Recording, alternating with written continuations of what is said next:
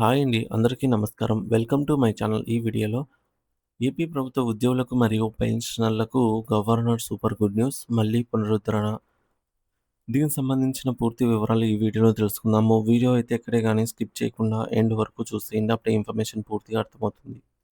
అలాగే వీడియో చూస్తున్న ప్రతి ఒక్కరు లైక్ చేయండి ఫ్రెండ్స్. ఈ వీడియోని తోటి ఉద్యోగ, పెన్షనర్ మిత్రులతో అయితే షేర్ చేయండి. కొత్తగా మన ఛానల్ చూస్తున్నవారు ఇంకా ఎవరైనా సబ్స్క్రైబ్ చేసుకోకపోతే వెంటనే మన ఛానల్‌ని సబ్స్క్రైబ్ చేసుకోండి. సబ్స్క్రైబ్ చేసుకోవడం వల్ల నేను చేసే ప్రతి ఒక్క వీడియో మీ వరకు రీచ్ అవుతుంది. ఇక ఆలస్యం చేయకుండా వివరాల్లోకైతే వెళ్ళిపోదాము. సో ఫ్రెండ్స్, ఇక విషయానికి వచ్చినట్లయితే ఆంధ్రప్రదేశ్ ప్రభుత్వ ఉద్యోగులకు సంబంధించి ఒక అత్యంత కీలకమైన శుభవార్త వచ్చింది. సో రాష్ట్ర వ్యాప్తంగా ఉన్న లక్షలాది మంది ఉద్యోగులు మరియు వారి కుటుంబాల భవిష్యత్తును ప్రభావితం చేసే తీవ్రమైన పరిణామంగా చెప్పుకోవచ్చు. మన రాష్ట్ర గవర్నర్ గారిని ఉద్యోగ సంఘాల నేతలు కలిసి గత కొన్నేళ్లుగా ఎదుర్కొంటున్నటువంటి దీర్ఘకాలిక సమస్యల గురించి, అలాగే ప్రభుత్వం నుంచి అందాల్సిన ఆర్థిక ప్రయోజనాల గురించి అత్యంత లోతుగా చర్చలు జరిపారు. ఈ సమావేశంలో అసలేం జరిగింది? గవర్నర్ గారికి వారు సమర్పించిన నివేదికలో ఏ ఏ అంశాలున్నాయి? రాబోయే రోజుల్లో ఉద్యోగుల జీవితాలు ఎలాంటి మార్పులు చోటు చేసుకోబోతున్నాయి అనే ప్రతి ఒక్క విషయాన్ని తెలుసుకుందాము.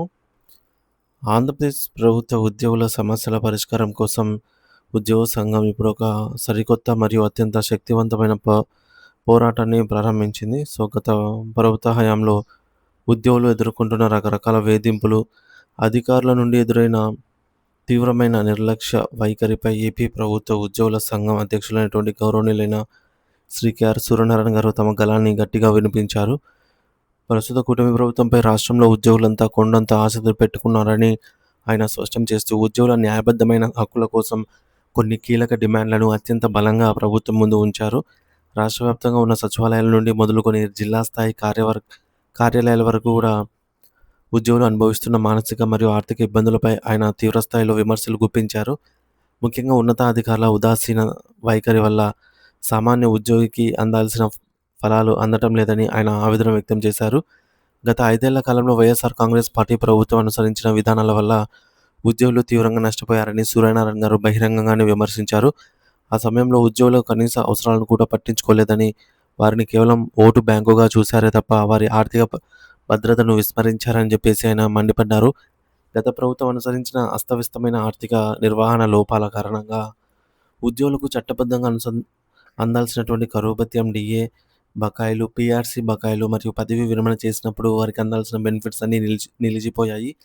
పోలీసు ఉద్యోగులకు సరెండర్ లీవ్‌లు అలాగే ఇవన్నీ కూడా దాటివేశారని ఆయన గుర్తు చేశారు. ఈ బకాయిలన్నీ కలిపి సుమారు 35,000 కోట్ల రూపాయల పైచిలుకుగా ఉన్నాయని, ఇది ఒక చిన్న మొత్తం కాదని ఆయన ఆందోళన వ్యక్తం చేశారు. ఇంతటి భారీ బకాయిల గురించి తాము గవర్నర్ గారికి లిఖితపూర్వకమైన ఫిర్యాదును అందజేశామని, ఆయన తక్షణమే జోక్యం చేసుకొని ఉద్యోగులకు న్యాయం చేయాలని కోరినట్లు వెల్లడించారు. మరోవైపు ప్రస్తుత కూటమి ప్రభుత్వంపై ఉద్యోగుల్లో ఒక కొత్త ఆశ చిగురిస్తోంది. ప్రభుత్వం అధికారంలోకి వచ్చిన మొదటి రోజు నుండే ఉద్యోగుల సమస్యల పట్ల సానుకూలంగా స్పందిస్తోందని, పేరుకుపోయిన సమస్యలను ఒక్కొక్కటిగా పరిష్కరించడానికి ప్రభుత్వం నిజాయితీగా ప్రయత్నిస్తోందని సూర్యనారాయణ గారు కొనియాడారు. దీనికి నిదర్శనంగా ఇప్పటివరకు ప్రభుత్వం సుమారు 6,200 కోట్ల రూపాయల బకాయిలు విడుదల చేయడం అనేది ఒక గొప్ప శుభపరిణామమని పేర్కొన్నారు. దీనివల్ల రాష్ట్ర వ్యాప్తంగా ఉన్న వేలాది కుటుంబాలలో కొంతైనా ఆర్థిక ఉపశమనం లభించింది. అయితే రాష్ట్ర ఖజానా ప్రస్తుతం ఉన్న ఆర్థిక ఇబ్బందులను తాము కూడా అర్థం చేసుకుంటున్నామని, ఒకేసారి 35,000 కోట్లు చెల్లించాలని ప్రభుత్వంపై ఒత్తిడి తీసుకురాబోమని ఆయన చాలా బాధ్యతాయుతంగా ప్రకటించారు. కాకపోతే ఉద్యోగుల ఇబ్బందులను దృష్టిలో ఉంచుకొని దశల వారీగా అయినా సరే మిగతా అన్ని బకాయిలను ఒకే నిర్ణీత కాలపరిమితిలోగా చెల్లించేలాగా స్పష్టమైన ప్రణాళికను సిద్ధం చేయాలని ఆయన ప్రభుత్వాన్ని అయితే డిమాండ్ చేశారు. ఇక ప్రస్తుత పీఆర్సీ వ్యవస్థ పనితీరుపై ఆయన అత్యంత ఘాటుగా స్పందించారు.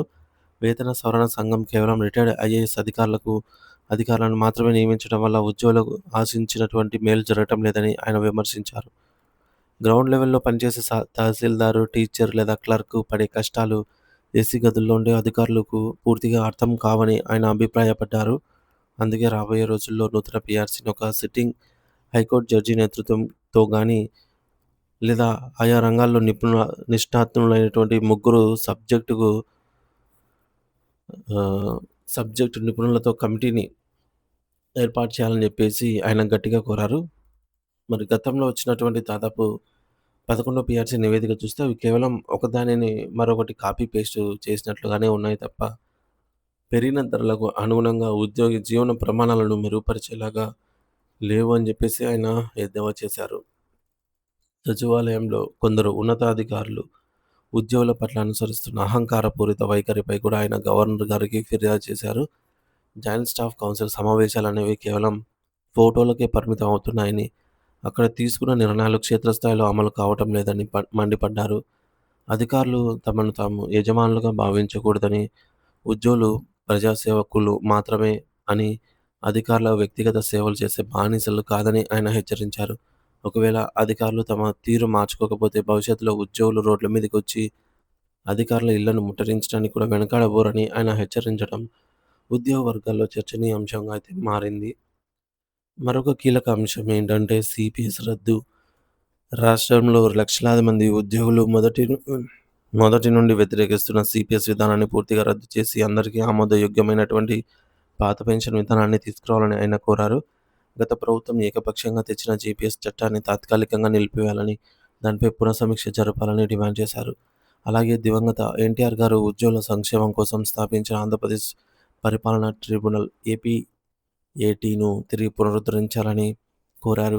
ఇది కనుక తిరిగి వస్తే ఉద్యోగులు తమ సర్వీస్ సమస్యల కోసం కోర్టులో చుట్టూ తిరగాల్సిన అవసరం ఉండదని, చాలా త్వరగా తక్కువ ఖర్చుతో న్యాయం జరుగుతుందని ఆయన ఆశాభావం వ్యక్తం చేశారు. మొత్తానికి సూర్యనారాయణ గారు చేసినటువంటి ఈ యొక్క వ్యాఖ్యలు, గవర్నర్ గారికి ఇచ్చిన ఫిర్యాదులు ఏపీ ఉద్యోగుల ప్రస్తుత కష్టాలకు నిలువుటద్దంగా నిలుస్తూ ఉన్నాయి. కొత్త ప్రభుత్వం ఈ డిమాండ్లపై సానుకూలంగా స్పందిస్తుంది అని మనందరము ఆశిద్దాము. ఫ్రెండ్స్, ముఖ్యాంశాలు చూసుకున్నట్లయితే గవర్నర్ గారిని 35,000 కోట్ల రూపాయల ఉద్యోగుల బకాయిల ఫిర్యాదు చేసినటువంటి కేఆర్ సూర్యనారాయణ గారు, గత ప్రభుత్వం ఉద్యోగులను వేధించిందని, వారి కనీస ఆర్థిక హక్కులను కూడా కాలరాసిందని చెప్పేసి విమర్శ. కూటమి ప్రభుత్వం కొన్ని బకాయిలు విడుదల చేయడం శుభపరిణామం, సంతోషం వ్యక్తం చేశారు. పీఆర్సీ కమిటీలో కేవలం ఐఏఎస్ అధికారులే కాకుండా హైకోర్టు జడ్జి లేదా సబ్జెక్ట్ నిపుణులు కూడా ఉండాలని అయితే డిమాండ్.